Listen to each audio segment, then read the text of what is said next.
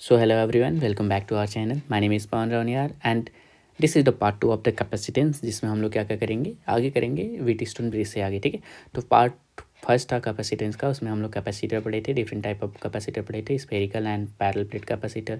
उसके बाद से हम लोग उनके सीरीज़ एंड पैरेलल कम्बिनेशन पढ़े थे। ठीक है, हाँ। अब आते हैं और चार्जिंग और डिस्चार्जिंग पढ़े थे। अब इसमें हम लोग पढ़ेंगे व्हीटस्टोन ब्रिज। तो what is a Wheatstone bridge? ठीक है, तो Wheatstone bridge is the combination of capacitor होता है। तो ऐसा कम्बिनेशन होता है जिसमें जो ये बीच वाला कैपेसिटर यानी C5 है, उस पर चार्ज जीरो हो जाएगा। ठीक है, चार्ज जीरो हो जाएगा। तो इसके कंडीशन के बारे में पढ़ते हैं। ठीक है, तो ये this is the balance Wheatstone bridge. ये कब होगा? जब ये C1/C4 यानी C1/C4 is equals to C2/C3 हो जाएगा। ठीक है, हाँ। ये कंडीशन को हम लोग क्या करते हैं? बैलेंस व्हीटस्टोन ब्रिज करते हैं। इन दिस कंडीशन पे क्या हो जाएगा? यहाँ से चार्ज आएगा और यहाँ से चला जाएगा, मतलब यहाँ पे और यहाँ पे पोटेंशियल क्या हो जाएंगे? सेम हो जाएंगे, मतलब Vx is equals to Vy हो जाएगा, जिसके बाद से चार्ज एट C5 कितना हो जाएगा? जीरो हो जाएगा। तो ये तीन चीज़ें हम लोग को याद रखनी है एक व्हीटस्टोन ब्रिज के बारे में, कि क्या हो जाता है? C1/C4 is equals to C2/C3 हो जाएगा, Vx is equals to Vy हो जाएगा, और charge to the capacitor 5 zero हो जाएगा। ठीक है, हाँ। अब इस कंडीशन में एक और क्वेश्चन पूछ सकता है, that is C equivalent of this, मतलब कॉम्बिनेशन व्हीटस्टोन ब्रिज में क्या हो जाएगा। ठीक है, तो अब ये जीरो हो गया, यहाँ पे जाएगा नहीं, तो ये और ये इन दोनों का चार्ज सेम है, तो मतलब ये कैसे हो जाएंगे? सीरीज में हो जाएंगे। तो C1/C2 अगर बराबर है C है, तो यहाँ पे कैसा हो जाएगा? C/2 हो जाएगा, नीचे भी C/2 एंड पैरेलल में ऐड हो जाएगा, तो C/2 + C/2 इस इक्विवेलेंट C आ जाएगा। अगर C1 is to C2 is to C3 is to C4 C के बराबर है तब। ठीक है, हाँ। तो हम लोग आगे पॉइंट देखते हैं। तो balance condition of Wheatstone bridge क्या होता है? तो ये होता है C1/C4 और इज इक्वल्स टू C2/C3 हो जाएगा। ठीक है, हाँ। नेक्स्ट है Vx इक्वल्स टू Vy हो जाएगा। दोनों Vx एंड Vy हो जाएगा, तो पोटेंशियल डिफरेंस x और y के बीच में जीरो हो जाएगा, तो वहाँ पे चार्ज कैसा हो जाएगा? जीरो हो जाएगा, क्योंकि चार्ज होता है C इंटू डेल्टा वी, तो डेल्टा वी जीरो हो जाएगा, तो चार्ज जीरो हो जाएगा। नेक्स्ट है एग्जाम्पल देखेंगे इसका, सम एग्जाम्पल हो जाएगा व्हीटस्टोन ब्रिज का। तो सेम एग्जाम्पल वही है, इस वाले का है, बस यहाँ पे C1 C2 and C3 C4 कैसा है? C के बराबर है। ठीक है, तो this is the point x and this is the point y, this is A, ठीक, this is x, this is y, this is B। ठीक है, हाँ, ये B है, तो B और x के बीच में है, फिर x और y के बीच में है, x और B के बीच में है, x और A के बीच में है, और A और y के बीच में है। ठीक है, तो इसको बनाएंगे तो सेम एज ऐसे ही बनेगा। ठीक है, हाँ। तो यहाँ पे C इक्विवेलेंट कितना आएगा? C, जो कि हम लोग यहाँ से निकालें।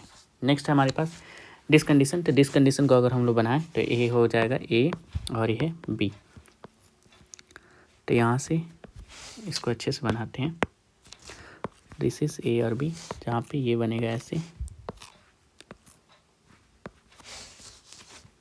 ठीक। देखो यहाँ पे 12 और 12 सीरीज में है, तो कितने हो जाएंगे? 6 हो जाएंगे। ठीक है, हाँ। तो इसको मानते हैं हम x। ठीक है, ये पहले से है, इसको इरेज करते हैं अच्छे से। तो ये कितने हो जाएंगे? 12 और 12 है, तो ये नेट कैसे हो जाएंगे? 6 माइक्रोफैराड। ठीक है, हाँ।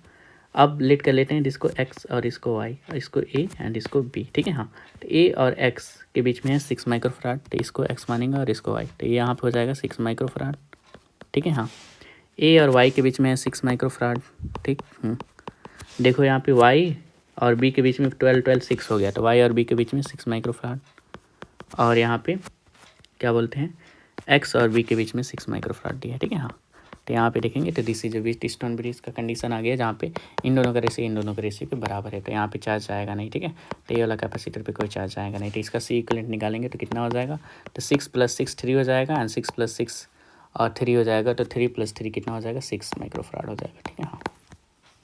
नेक्स्ट हमारे पास थर्ड वाला क्वेश्चन है, इसका C इक्विवेलेंट कितना निकालना है। ठीक है, तो इसका देखेंगे तो बहुत सिंपल ही है, इसका भी सेम एज व्हीटस्टोन ब्रिज बनेगा। अब कैसे बनेगा इसको एक्सप्लेन करते हैं। ठीक, लेट कर लेते हैं, दिस इज x है और दिस इज y है। ठीक है, तो यहाँ पे देखो, तो x और b के बीच में एक है, तो x और b के बीच में है एक है C।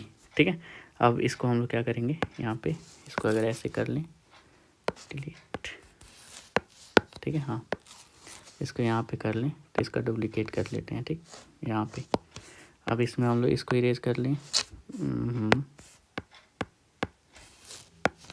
इसको इरेज कर लें, इसको इरेज कर लें, इसको इरेज कर लें, और इसको इरेज कर दें, और सबको हम लोग C डाल दें, C। ठीक, अब देखो दिस इज x, तो x और b के बीच में एक कैपेसिटर है, क्योंकि जितने गैप होते हैं उतने कैपेसिटर होते हैं। लेट कर लो C है, तो x और b के बीच में एक C आ गया। ठीक, फिर उसके बाद से this is x and this is y, x और y के बीच में है, तो x और y के बीच में ये हो गया, और b और y के बीच में, तो b और y के बीच में ये हो गया। उसके बाद से ए, ठीक, ए और एक्स के बीच में एक है और ए और वाई के बीच में, एक्स और वाई के बीच में, ठीक है। तो ये वाला कंडीशन बनेगा। तो यहाँ पर भी सी इक्वलेंट सी के बराबर हो जाएगा एंड सी कितना होता है, epsilon not A by D होता है, ठीक है। हाँ, यही दिया है, ठीक है। हाँ, तो ये हो गया। फिर नेक्स्ट है हमारे पास सम सिमेट्रिक सर्किट। सिमेट्रिक सर्किट में क्या होता है, सिमेट्रिक सर्किट मतलब होता है जैसे चार्ज डिस्ट्रीब्यूट हुआ है वैसे ही चार्ज कलेक्ट हो जाएगा, ठीक है, टर्मिनेट हो जाएगा। तो वहाँ के बीच में के कैपेसिटर पे चार्ज जाएगा ही नहीं, ठीक है। तो इधर से यहाँ पे जाएगा, यहाँ पे जाएगा और फिर सिंपली यहाँ से निकल जाएगा, ठीक है। तो इस टाइप के सर्किट को हम लोग क्या कहते हैं, सिमेट्रिक सर्किट कहते हैं। और इसका सीक्वेंट हम लोग डायरेक्टली निकाल सकते हैं बीच वाले को इग्नोर करके, ठीक है, क्योंकि वहाँ पे Q0 हो जाएगा, पोटेंशियल डिफरेंस 0 हो जाएगा, तो इसको फ्यूज मान लेंगे, ठीक है, रेसिस्टर्स की लैंग्वेज में, ठीक है। हाँ, तो यहाँ पे कैसे हो जाएगा, तो यहाँ पे हम लोग निकालेंगे। तो ये 3 सीरीज में हो जाएगा, तो C/3 ऊपर हो जाएगा, नीचे तीनों C/3 हो जाएगा। C/3 पैरेलल में है तो 2C/3 आ जाएगा C इक्विवेलेंट, ठीक है। हाँ, नेक्स्ट यहाँ पर भी निकालना है। तो यहाँ पे ऐसे आएगा इधर से, फिर इधर से ही चला जाएगा क्योंकि तीनों सिमेट्रिक में है, ठीक है। हाँ, सिमेट्रिक में है, तो इसको निकालेंगे। तो C/2 इक्विवेलेंट C/2, तो यहाँ पे C इक्विवेलेंट कितना आएगा, तीनों पैरेलल में ऐड कर देंगे तो 3 × C/2 आ गया, ठीक है। हाँ, नेक्स्ट कंडीशन ये वाला, तो इसका हम लोग अच्छे से करेंगे। तो इसको करते हैं, तो इस क्वेश्चन को करते हैं, ठीक, इस क्वेश्चन को करते हैं। तो इस क्वेश्चन का अगर हम लोग डायग्राम बनाएं तो दिस इज ए, ठीक, और ए से यहाँ पे है सी, फिर यहाँ से जाएंगे, सॉरी यहाँ से जाएंगे इधर। तो इसको देखो, तो सी और सी कितना हो जाएगा, C/2 प्लस सी, तो C/2 प्लस सी कितना हो जाएगा, 2C plus C, that is 3C/2 हो जाएगा, ठीक है। तो इसको हम लोग नेट लिख सकते हैं 3C/2, ठीक है। हाँ, फिर इधर आके फिर एक और सी हो जाएगा, फिर ऐसे है, ठीक, और नीचे इधर है तो 2 है सी और सी, तो इसको हम लोग लिख सकते हैं C/2। तो यहाँ पे हम लोग लिख सकते हैं C/2 और ऐसे है तो यहाँ से भी है, ठीक है। अब इन तीनों सीरीज़ में है तो इन तीनों सीरीज़ को हम लोग कैसे लिखेंगे, तो ये भी सी है, तो सी और सी कितना हो जाएगा, C/2 और इससे तो हम लोग पता है क्या बोलते हैं, तो जब 2 कैपेसिटर रहते हैं तो हम लोग उसको क्या करते हैं, तो क्या कहते हैं C1 C2 अपन C1 + C2, ठीक है। तो इन दोनों को मिलाकर अगर इसका फिर डायग्राम बनाए तो कैसे हो जाएगा, तो ये डायग्राम कुछ ऐसे हो जाएगा कि यहाँ पे 2 कैपेसिटर हैं, एक C/2 का है क्योंकि ये और ये C/2 हो जाएंगे, और एक है 3C/2 का, ठीक है। हाँ, फिर इधर आए, फिर इधर आएंगे तो एक C/2 का है, ठीक है। अब निकालना है हमको बी और ए के बीच में C इक्विवेलेंट, ठीक है। हाँ, तो इन दोनों को करेंगे अगर सीरीज़ में तो इसका आ जाएगा that is 3C/2 × C/2 upon 3C/2 plus C/2, ठीक है। हाँ, तो इसको सॉल्व करेंगे तो 3C² अपॉन 4 अपॉन में आ जाएगा दैट इज़ 2 नीचे हो जाएगा और 3C प्लस C 4C हो जाएगा, ठीक है। हाँ, 4C हो जाएगा तो C से C खत्म हो जाएगा, ठीक, और इस 2 से ये खत्म हो जाएगा 2, ठीक है। हाँ, अब यहाँ पे आ जाएगा 4 2 जाए 8, यहाँ 3C/8 आ गया, ठीक है। हाँ, अब 3C/8 इसका आ गया 3C/8 और प्लस कर देंगे C/2, तो यहाँ पे आ जाएगा 3C/8 प्लस C/2, तो कितना आ जाएगा, इसका 8 हो जाएगा क्या एलसीएम, तो ये हो जाएगा 3C प्लस 2 4 जाए तो 4C, that is equals to 7C/8 is the C equivalent आ गया, ठीक है। कितना आंसर आया, 7C/8, ठीक है। तो ये हो गया। नेक्स्ट हमारे पास 12 आइडेंटिकल कैपेसिटर रेसिस्टर इन ए क्यूबिकल फॉर्म। तो सिंपली ये करने की ज़रूरत नहीं है, ये क्वेश्चन नहीं पूछता है, ठीक है। तो इसको काट देंगे, इतना आटा भी नहीं है, सर ने कहा था ये नीट में नहीं आएगा तो उसको इररिलेवेंस हम लोग को यहाँ पे पढ़ने की कोई ज़रूरत नहीं है, ठीक है। हाँ, तो इसको हम लोग सिंपली इरेज कर देंगे, ठीक है। हाँ, नेक्स्ट है हमारे पास यही वाला पोर्शन इरेज कर देंगे। नेक्स्ट हमारे पास जो टॉपिक है वो है, नेक्स्ट टॉपिक है हमारे पास dielectric medium in an external electric field. तो यहाँ से एक्चुअल में जो आपसे क्वेश्चन आते हैं ये वाला टॉपिक बहुत ज़्यादा इंपॉर्टेंट है। तो डाइलेक्ट्रिक मीडियम हमको पता है ई नेट हो जाता है, के टाइम्स कम हो जाता है, तो ई नेट की वैल्यू ई नॉट अपॉन के हो जाती है। जैसे कुलम फोर्स डिक्रीज के टाइम, सिमिलरली इलेक्ट्रिक फील्ड भी के टाइम्स डिक्रीज हो जाता है। तो आगे हम लोग कैपेसिटर में डाइलेक्ट्रिक मीडियम के बारे में पढ़ेंगे, ठीक है। तो यहाँ से इंपॉर्टेंट टॉपिक बहुत ज़्यादा है, तो करते हैं इसको। पहला है series combination of A dielectric. Series combination मतलब हो गया एक कैपेसिटर है उसमें डाइलेक्ट्रिक मीडियम, जैसे यहाँ पे D1 मान लेते हैं, D1 है और ये D2 है इसका विथ, ठीक है। हाँ, और ये है D2, तो यहाँ पे D1 K1 मीडियम का है एंड D2 पे K2 मीडियम का है। तो ये सीरीज मीडियम में कैसे हो गया, सीरीज मीडियम में क्या होता है, इनका जो एरिया होता है वो सेम होता है और डिस्टेंस अलग अलग होते हैं, ठीक है। हाँ, डिस्टेंस अलग अलग होते हैं और पोटेंशियल देखेंगे तो अक्रॉस पे, तो यहाँ पे पोटेंशियल कुछ और है, यहाँ पे पोटेंशियल भी है और यहाँ पर भी अलग है, ठीक है। हाँ, तो यहाँ पे पोटेंशियल भी सेम नहीं है दोनों के टर्मिनल के अलावा, ठीक है। तो ये हो जाएगा हमारा सीरीज कम्बिनेशन, ठीक। अब सीरीज कम्बिनेशन में हमको क्या निकालने होते हैं, दो चीज़ निकालने होता है, एक C इक्विवेलेंट निकालना होता है, दूसरा होता है के इक्विवेलेंट पूछता है, तो सी इक्विवेलेंट के इक्विवेलेंट अगर दोनों एक पता है तो दोनों हम लोग निकाल सकते हैं, ठीक है। हाँ, तो पहले पढ़ेंगे हम लोग सी इक्विवेलेंट कैसे निकालते हैं। सी इक्विवेलेंट निकालने का सिंपल फॉर्मूला होता है, अगर हम लोग नॉर्मल सी देखते हैं तो वो होता है epsilon not A by D होता है, ठीक है। हाँ, लेकिन यहाँ पे देखो एरिया सेम रहेगा, डी डिफरेंट है, तो हम लोग ऐसे ट्रिक से याद रखेंगे। हमारे सर ने बताया था कि इसका होता है epsilon not A upon D upon, अगर ए डायरेक्टली कांस्टेंट के है तो के कर देंगे, डी1 अपॉन के1 हो गया, ठीक, प्लस डी2 अपॉन कितना हो जाएगा, डी डिस्टेंस उसका और उसी का क्या करेंगे डायरेक्टली कांस्टेंट, तो डी2 अपॉन के2 हो गया, ठीक है। हाँ, तो ये आ गया हमारा सी इक्विवेलेंट, ठीक है। अगर के इक्विवेलेंट होगा तो के इक्विवेलेंट का फॉर्मूला हम लोग डायरेक्ट याद रखेंगे, डी अपॉन ये टोटल डिस्टेंस होगा बिट का, ठीक, ये टोटल डिस्टेंस है यहाँ तक का डी है, ठीक है। हाँ, डी अपॉन डी1 अपॉन के1 प्लस डी2 अपॉन के2, ठीक है, तो ये डायरेक्टली याद होना चाहिए, ठीक है। अगर इसमें देखेंगे, अगर d1 is equal to d2 अगर हाफ हाफ हो जाए यानी d/2 हो जाए, तब क्या हो जाएगा, अगर d1 प्लस d2 मतलब दो डिस्टेंस अगर इक्वल हो जाते हैं तब के इक्वलेंट हो जाता है। सीरीज में कितना होता है, that is 2k1 k2 upon k1 plus k2, ठीक है। हाँ, ये याद रखेंगे हमेशा, ठीक है, सीरीज में होता है, ठीक। ये वाला हो गया सीरीज का। अब हमको पढ़ना है पैरेलल का, ठीक।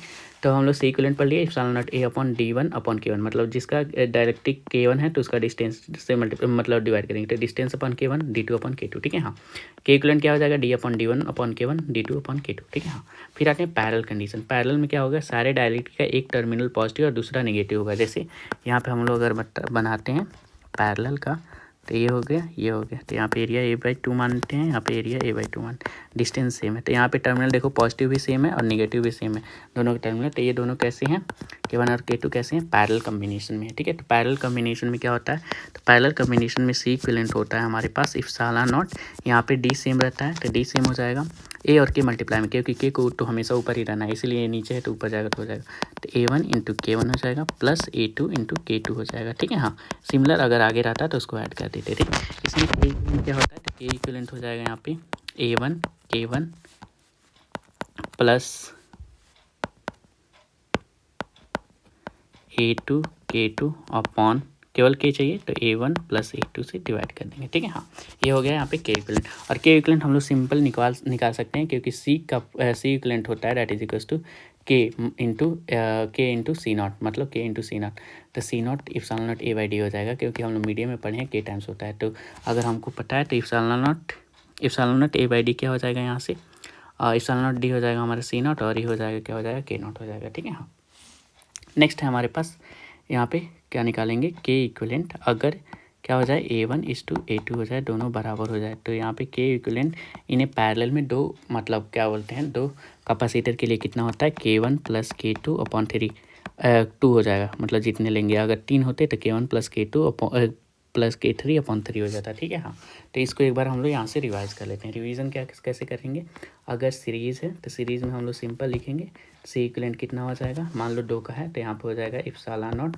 ए ऊपर का सेम रहेगा d1 अपॉन k1, अगर है तो d2 अपॉन k2, ठीक है। हाँ, अगर मान लो यहाँ पे d2 में केवल एयर रहता तो k2 को हम लोग 1 पुट कर देते, ठीक है। हाँ, के इक्विवेलेंट क्या हो जाता है, के इक्विवेलेंट हो जाएगा D upon total distance upon d1 upon k1, उसका डायरेक्टली मीडियम, और d2 अपॉन k2 हो जाएगा, ठीक है। हाँ, अगर यही हमारे पास पैरेलल है तो पैरेलल में हम लोग कैसे लिखेंगे, और यहाँ पे एक और चीज़, के इक्विवेलेंट अगर d1 इक्वल्स टू d2 बराबर है तो यहाँ पे हो जाएगा 2k1 k2 upon k1 plus k2, ठीक है, अगर डिस्टेंस बराबर है तब, ठीक है। हाँ, पैरेलल में क्या हो जाएगा, सी इक्विवेलेंट कितना हो जाएगा, तो epsilon not A by D common हो जाएगा, और यहाँ से हो जाएगा a1 k1 plus a2 k2, ठीक है। हाँ, दो के लिए अगर दो पैरेलल है तो यहाँ पे के इक्विवेलेंट क्या हो जाएगा, तो के इक्विवेलेंट हो जाएगा a1 k1 plus a2 k2 upon a1 plus a2, ठीक है। हाँ, तो यहाँ से के इक्विवेलेंट अगर a1:a2 है तो हो जाता है k1 plus k2 upon, sorry a1:a2 है तो हाँ k1 प्लस k2 अपॉन 2 हो जाएगा, ठीक है। हाँ, ये हो गया हमारा कंक्लूड।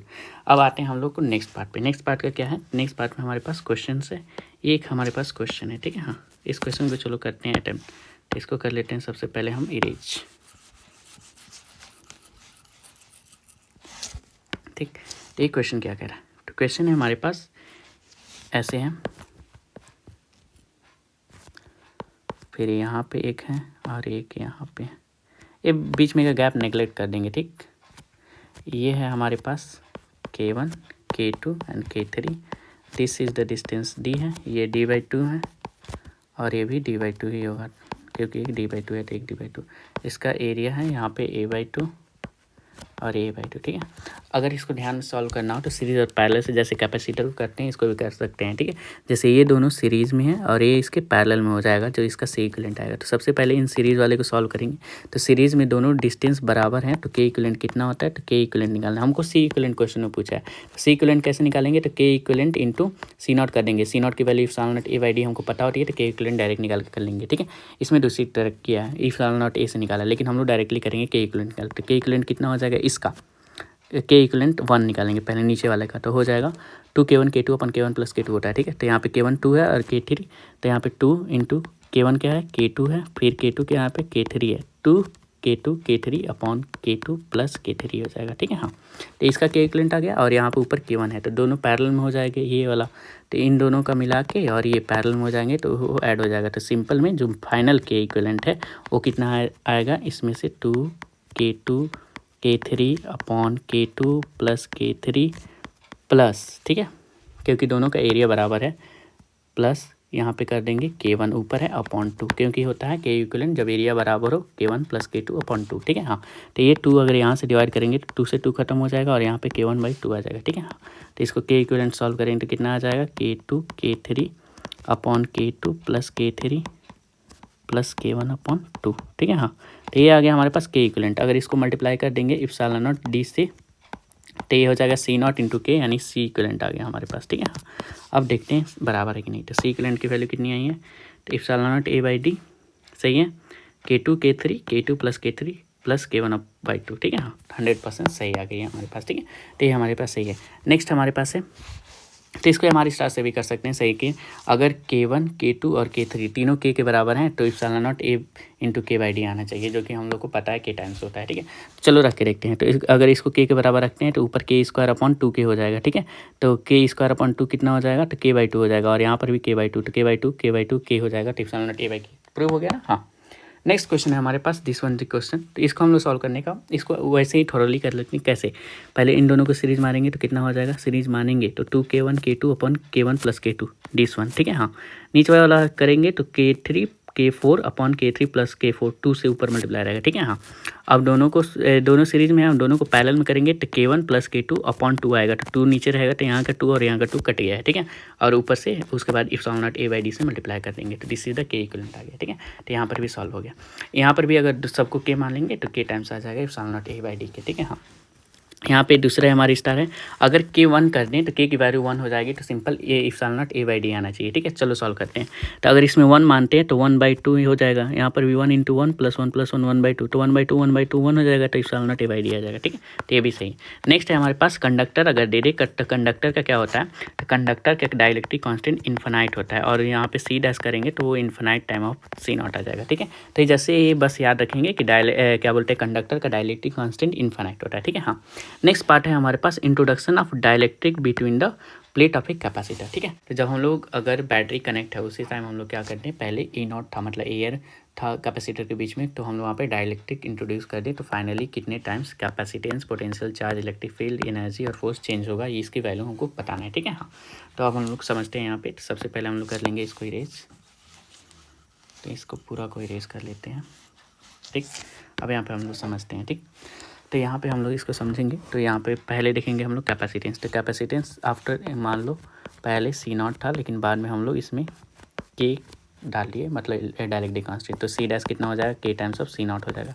तो कैपेसिटेंस चेंज हो जाएगा के टाइम्स, ठीक है। पहली बात, अगर बैटरी कनेक्टेड है तो नो मैटर हम लोग क्या डायलेक्ट्रिक डालें कुछ भी डालें, दो पॉइंट के बीच में पोटेंशियल हमेशा सेम रहेगा, तो वी डैश हमेशा वी नॉट के बराबर होगा, ये हम लोग याद रखेंगे, ठीक। नेक्स्ट हमारे पास चार्ज हो जाएगा, that is Q is equals to होता है that is C into V, ठीक है। तो वी तो सेम है लेकिन सी कितने टाइम्स हो गया, के टाइम्स चेंज हो गया, तो ये भी के टाइम्स चेंज हो जाएगा, दैट इज के क्यू नॉट हो जाएगा, ठीक है। तो के क्यू नॉट हो गया।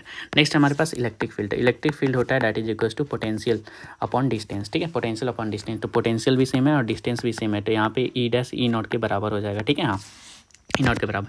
नेक्स्ट हमारे पास एनर्जी होता है that is half C V square, तो सी वी स्क्वायर, तो वी तो सेम है लेकिन सी के टाइम्स चेंज हो गया, तो यहाँ भी के टाइम्स एनर्जी चेंज हो जाएगा, ठीक है। तो के लिखो या फिर के यू लिखो, बराबर ही होगा, ठीक है। हाँ, तो यहाँ पे के यू नॉट हो गया, ठीक। नेक्स्ट हमारे पास एफ फोर्स क्या होता है that is equals to Q into E होता है। तो इलेक्ट्रिक फील्ड हमारे पास सेम है लेकिन यहाँ पे क्यू कितने टाइम्स चेंज हो गया, के टाइम्स चेंज हो गया, तो फोर्स भी के टाइम्स हो जाएगा, दैट इज के एफ नॉट हो जाएगा, ठीक है। हाँ, तो यहाँ पे सब समझ में आ गया कितने टाइम्स चेंज होंगे। नेक्स्ट यहाँ पे नेक्स्ट पॉइंट है, बैटरी जीडी है तो पोटेंशियल सेम रखेगी, तो पोटेंशियल ऑलवेज सेम रहेगा। इसी की वजह से ये सब हम लोग डेराइव कर लेंगे, ठीक है। बस इसमें याद क्या रखना है कि जब बैटरी कनेक्टेड रहेगा तो पोटेंशियल सेम रहेगा, और डायलेक्ट्रिक इंट्रोड्यूस करने से जो होता है सीएम मतलब यहाँ पे कैपेसिटेंस इन ए मीडियम के टाइम्स चेंज होता है सी नॉट के वैल्यू के, ठीक है। हाँ, बैटरी रिमूव करेंगे तो डायलेक्ट्रिक प्लेस करें, तो ये नेक्स्ट कंडीशन है, दैट इज दूसरा कंडीशन यहाँ पे लिखना चाहिए। जब बैटरी रिमूव कर दी तब डायलेक्ट्रिक प्लेस करते हैं तब क्या होता है, ठीक है। हाँ, तब आते हैं हम लोग यहाँ पे करने, ठीक।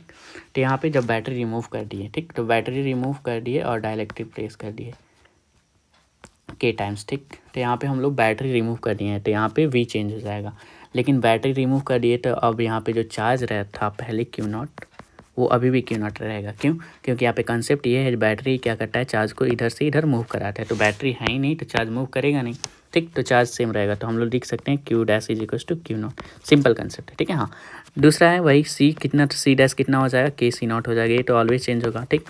नेक्स्ट है हमारे पास वी, तो वी कितना होता है, दैट इज क्यू बाई सी होता है। क्यू कितने टाइम्स चेंज होता है, क्यू सेम है, यहाँ पे क्यू सेम है और सी के टाइम्स चेंज हो रहा है, तो यहाँ से वी हो जाएगा वी नॉट अपॉन के, जो इनिशियली था उसके के गुना कम हो जाएगा, ठीक है। नेक्स्ट है हमारे पास इलेक्ट्रिक फील्ड, तो इलेक्ट्रिक फील्ड कितना होता है, तो इलेक्ट्रिक फील्ड होता है बी बाई डी, ठीक है, डेल्टा वी बाई डी होता है, ठीक है, डेल्टा वी बाई डी। तो यहाँ पे हम लोग डी सेम है लेकिन वी कितने टाइम्स चेंज हो रहा है, के टाइम्स, तो इलेक्ट्रिक फील्ड कितना हो जाएगा, ई नॉट अपॉन के, क्योंकि ये भी के टाइम्स कम हो जाएगा।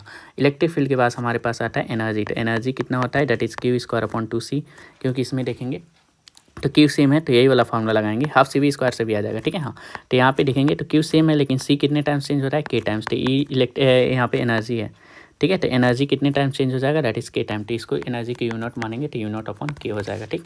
नेक्स्ट है हमारे पास फोर्स, तो फोर्स होता है Q into electric field, Q same है लेकिन इलेक्ट्रिक फील्ड के गुना कम हो गया, तो ये भी के गुना कम हो जाएगा, यानी एफ नॉट अपॉन के हो जाएगा। लेस इसको मिलाते हैं तो के सी नॉट हो गया, सही है, वी नॉट अपॉन के हो गया, सही है, क्यू कंजर्व्ड है, क्यू नॉट सेम है, ठीक है। हाँ, ई नॉट अपॉन के, यू नॉट अपॉन के एंड एफ नॉट अपॉन के, ठीक है। हाँ, ठीक, हम लोग ये समझ लिए। नेक्स्ट है हमारे पास प्लेट आइसोलेटेड है तो चार्ज कंजर्व रहेगा, ठीक। हाँ, नेक्स्ट है हमारे पास dielectric of with D is place between the capacitor, then हमारे पास नेक्स्ट कैपेसिटेंस कितना गुना हो जाएगा और कैपेसिटेंस कितनी वैल्यू होगी, ठीक है। हाँ, नेक्स्ट हम इसको करते हैं, ठीक।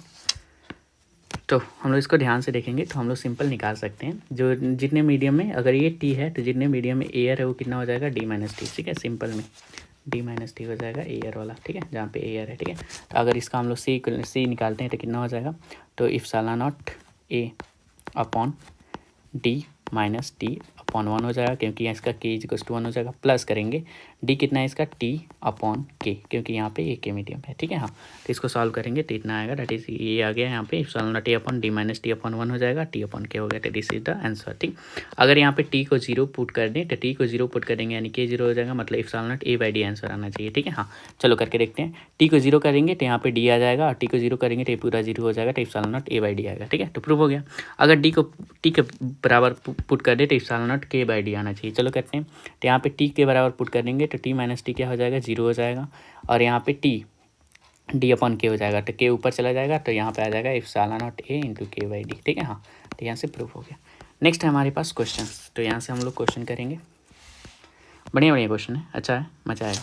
पहला क्वेश्चन क्या है, parallel plate capacitor air capacitor है, जो कैपेसिटेंस सी, तो सी की वैल्यू दे दी है epsilon not A by D, क्योंकि एयर में इतनी वैल्यू होती है। नेक्स्ट है half of the space between the plate is filled with डायरेक्ट्रिक के एंड सुगर, न्यू कैपेसिटेंस कितना होगा, ठीक है। तो हम लोग इसको डायरेक्टली बना देते हैं कि ये पहले ही है कैपेसिटेंस सी, बाद में इसमें क्या किया है, आधे यानी डी बाई टू डिस्टेंस पे के कैपेसिटेंस का के वैल्यू का डायरेक्टली डाल दिया है, तो इसका नी सी डैश कितना होगा, तो इसका सी डैश हो जाएगा epsilon not A upon D by two के, क्योंकि यहाँ पे आ जाएगा डिस्टेंस कितना है, डी बाई टू है प्लस के हो जाएगा upon D by two into 1 हो जाएगा, ठीक है, क्योंकि डी बाई टू पे 1 है, ठीक है। तो अब इसको सॉल्व करेंगे, तो इसको सॉल्व करेंगे तो कितनी वैल्यू आ जाएगी, तो epsilon not A by D को हम लोग क्या लिख सकते हैं, सी लिख सकते हैं, ठीक है। हाँ, तो इसको सी लिख सकते हैं, ठीक।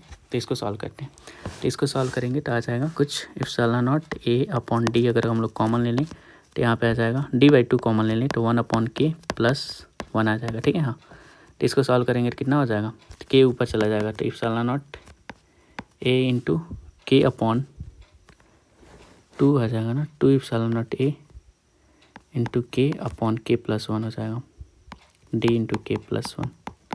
देखते हैं आंसर कितना दिया है, तो इसको हम लोग सी मानेंगे, तो इसको मानेंगे सी, तो 2 सी के अपॉन के प्लस 1, इतना आंसर आया है 2 सी के अपॉन के प्लस 1, 2CK/K+1, तो option number B is the correct answer. देखते हैं सही है, सही है, ठीक है। तो कैसे किए हैं, तो वही है, देखो यहाँ पे d/2 पे k है, d/2 पे 1 है, ठीक है। तो यहाँ पे d/2/1 हो जाएगा, d/2/k हो जाएगा, तो ये मल्टीप्लाई में रहेगा, ठीक है। हाँ, अब इसमें से d/2 कॉमन निकालेंगे तो यहाँ पे बचेगा 1/k, यहाँ पे d/2 चला जाएगा तो यहाँ पे 1 बचेगा, तो k × 1, तो यहाँ पे k हो जाएगा तो k+1 बचेगा नीचे, ये 2 और k ऊपर चला जाएगा, तो 2 ε0 × k dk+1 हो जाएगा। अब इस ε0 a/d को हम लोग क्या लिख सकते हैं, c लिख सकते हैं, तो यहाँ पे हो जाएगा 2CK/K+1, ठीक है। हाँ, तो यहाँ से आंसर आ गया, ठीक है।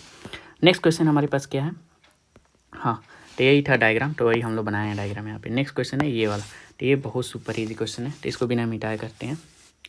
तो ये यहाँ पे क्वेश्चन देखो क्या पूछा है, find charge and potential drop across the each capacitor, ठीक है। हाँ, तो यहाँ पे कैपेसिटर दे दिया है और हम लोग को पूछ दिया है चार्ज और potential is drop.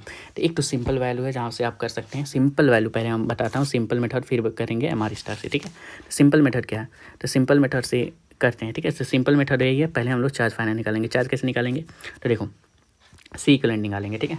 C equivalent निकालेंगे, उसके बाद से चार्ज निकालेंगे, उसके बाद से चार्ज निकाल के उसके बाद सबका V1 V2 और V3 कर देंगे, और चार्ज सेम रहेगा क्योंकि ये कैसा है, चार्ज सेम रहेगा क्योंकि ये सीरीज कॉम्बिनेशन, ठीक है। दूसरा मेथड है हम लोग MR स्टार, ठीक है। हाँ, तो MR स्टार से डायरेक्ट करते हैं। हम लोग को पता है Q सीरीज में सेम रहता है, तो सेम रहता है तो हम लोग को क्या हो जाएगा, C is inversely proportional to V, जिसका कैपेसिटेंस ज़्यादा उसका पोटेंशियल कम, ठीक है। हाँ, तो इसका सबसे ज़्यादा कैपेसिटेंस है तो इसका पोटेंशियल सबसे कम होगा, तो लेट करते हैं, इसको x मान लेंगे, ठीक है। तो लेट कर लेते हैं, इसको x मानेंगे, तो इसका 2 टाइम्स कम है तो यहाँ पे 2x हो जाएगा, और ये 4 टाइम्स कम है तो यहाँ पे 4x हो जाएगा, तो 4 + 2 + 6 + x कितना हो जाएगा, 7x। 7x टोटल कितने के बराबर आ जाएगा, 7x = 10 वोल्ट के बराबर आ जाएगा। तो x भी कितना आ जाएगा, 10/7 वोल्ट आ जाएगा, ठीक है। तो यहाँ पे कितना हो जाएगा, 10/7 वोल्ट हो जाएगा। यहाँ पे इसका 2x है यानी 20/7 वोल्ट हो जाएगा, और यहाँ पे कितना है 4x यानी 40/7x हो जाएगा, ठीक है। हाँ, वोल्ट हो जाएगा, ठीक है। तो इस सबका पोटेंशियल यहाँ पे आ गया। अब चार्ज कैसे निकालेंगे, तो चार्ज निकालेंगे Q × CV से करके, तो C इसका 8 है और इसका कितना है, V इतना है, तो यहाँ पे हो जाएगा 80/7 माइक्रोकुलम आ जाएगा। यहाँ पे कितना आ जाएगा, दैट इज़ 80/7 माइक्रोकुलम, और यहाँ पर भी इतना ही आना चाहिए, तो 2 × 40 दैट इज 80/7 माइक्रोकुलम, ठीक है। तो हैंस प्रूव्ड कि हमारा आंसर सही है क्योंकि चार्ज सबका सेम रहेगा। पोटेंशियल इसका आ गया दैट इज 10/7, इसका आ गया 20/7, इसका आ गया 40/7, ठीक है। हाँ, अब आते हैं नेक्स्ट क्वेश्चन पे।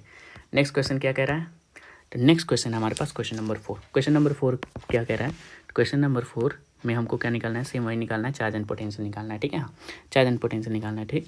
तो यहाँ से आ रहा है चार्ज 10 माइक्रोकुलम, ठीक है। तो यहाँ पर भी यहाँ पे डिवाइड हो जाएगा, ठीक। 10 माइक्रोकुलम आ रहा है लेकिन यहाँ पे डिवाइड हो जाएगा। अब डिवाइड कैसे होगा, तो हम लोग याद रखेंगे सीरीज पैरेलल में जो होता है वो क्या होता है, V सेम होता है, मतलब जो यहाँ पे V है वो यहाँ पर V है, ये दोनों सेम है, V1 = V2 सेम है, ठीक है। V1 और V2 सेम है, तो हम लोग V1 = V2 लिख सकते हैं, और V1 का क्या लिख सकते हैं, Q1/C1 = Q2/C2, ठीक है। इसको माने हम 1 और इसको माने हैं 2, ठीक है। हाँ, तो Q1 हमारे पास कितना है, Q1 तो Q1 को हम लोग मानेंगे यहाँ पे Q1 यार आई एम सॉरी, ठीक है। इसको मानते हैं Q1 और इसको मानते हैं Q2, ठीक है। तो यहाँ पे इसको मानते हैं 1 और 2 क्योंकि यहाँ पे क्वेश्चन में ऑलरेडी गिवन है, ठीक। तो ये है Q1 हमारे पास 1 है और ये हमारे पास 2, ठीक है। हाँ, तो Q1 हमारे पास x है, तो Q1 को लिखेंगे x, इसका C1 है 3 = Q2, और इसका C2 कितना है, यहाँ पे C2 है 4, तो यहाँ से Q2 कितना आ जाएगा, दैट इज = 4/3x आ गया, ठीक है। तो यहाँ पे आ गया 4/3x = Q2। अब हम लोग लिख सकते हैं दैट इज = टोटल Q मतलब Q1 + Q2 यानी Q1 + Q2 = टोटल जितना है 10 माइक्रोकुलम, क्योंकि वही आकर यहाँ पे डिवाइड हुआ है। तो Q1 + Q2 कितना हो जाएगा, तो एक है हमारे पास 4/3x और यहाँ पे है x Q1, ठीक है। तो इन दोनों को ऐड करके 10 माइक्रोकुलम, यानी कितना आ रहा है 3 + 4 यानी 7x/3 = 10 माइक्रोकुलम आ रहा है, ठीक है। हाँ, तो यहाँ पे कितना हो जाएगा, तो x हो जाएगा हमारे पास 3 × 10 यानी 30/7 माइक्रोकुलम, ठीक है। हाँ, तो ये हमारे पास आ गया x यानी Q1 की वैल्यू आ गई, ठीक। तो Q1 की वैल्यू हमारे पास कितनी आ गई, 30/7 माइक्रोकुलम। Q2 कितना हो जाएगा, तो Q2 इसका 4/3 टाइम्स था, ठीक है। तो 4/3 × 30/7 करेंगे तो कितना आ जाएगा, तो ये आ जाएगा हमारे पास 40/7 माइक्रोकुलम, ठीक है। तो ये आ गया Q1 Q2 पे दोनों पे चार्ज। अब हम लोग को पोटेंशियल कैसे निकालेंगे, तो पोटेंशियल सिंपल कर लेंगे Q/C, तो इससे आ जाएगा इसका पोटेंशियल और इसका पोटेंशियल जो कि दोनों का बराबर हो गया होगा, ठीक है। हाँ, तो यहाँ से ये सॉल्व हो गया।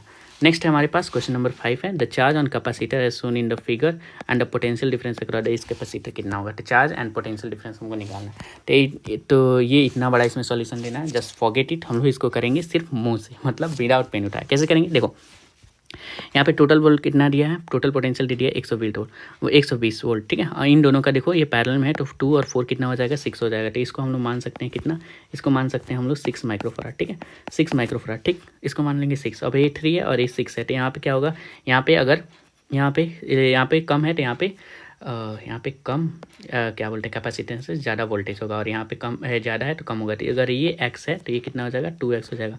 तो 3x इज इक्वल्स टू कितना आ गया, तो 3x इज इक्वल्स टू 120 आ गया, तो x is equals to 40 volt हो जाएगा। मतलब यहाँ पे 40 वोल्ट हो गया, यहाँ पर भी 40 वोल्ट, क्योंकि ये पैरेलल में सेम हो जाएगा, और यहाँ पे 80 वोल्ट हो जाएगा क्योंकि इसका दुगुना होगा, ठीक है। तो सबका पोटेंशियल आ गया, हमको चार्ज निकालना है तो सिंपल मल्टीप्लाई कर देंगे, ठीक है। तो C2 पे चार्ज कितना होगा, 240 माइक्रोकूलम, ठीक है। हाँ, C1 पे चार्ज कितना होगा, तो 40 × 2 80 होगा, और इस पर कितना होगा, तो C3 पे कितना होगा, तो 4 × 40 that is equals to C4 पे कितना होगा, 4 × 40 दैट इज इक्वल्स टू 160 होगा, 160 माइक्रो। अब इन दोनों का सम इसके बराबर आना चाहिए, तो 160 + 80 कितना हो गया, 240 बराबर 4 हो गया। अब यहाँ पे देखते हैं सही है कि नहीं, ठीक है। हाँ, तो V1 80 वोल्ट आया है, तो V1 80 वोल्ट आया है, V2 हमारे पास 40 वोल्ट आया है, और इतना ही V3 भी होगा, ठीक है। हाँ, मतलब ये और ठीक, Q1 80 माइक्रोकूलम आया है, Q2 160 आया है, और ये C2 पे चार्ज तो पूछा ही नहीं, बताया ही नहीं है, ठीक है। तो ये चार्ज ही है, C2 पे चार्ज पूछे, तो इसको हम लोग Q2 लिखेंगे, इसको Q1 लिखेंगे, और इसको Q4 लिखेंगे, ठीक है। हाँ, तो यहाँ पे ये सॉल्व हो गया, ठीक। तो एक्चुअली में समझाने में ज़्यादा टाइम लग गया, नहीं तो अगर बस यहाँ पे पढ़ना होता तो बहुत कम टाइम लगा था, लेकिन हम सोचें अच्छे से समझा दें इसको। तो अगर अच्छे से समझ में आया हो तो थैंक यू सो मच, समझ में आया हो तो हमको लाइक ज़रूर कर देना इस वीडियो को, और सब्सक्राइब भी कर देना, ठीक है। थैंक यू सो मच आपको देखने के लिए। अगर अच्छा लगा हो तो लाइक शेयर और सब्सक्राइब ज़रूर कर देना।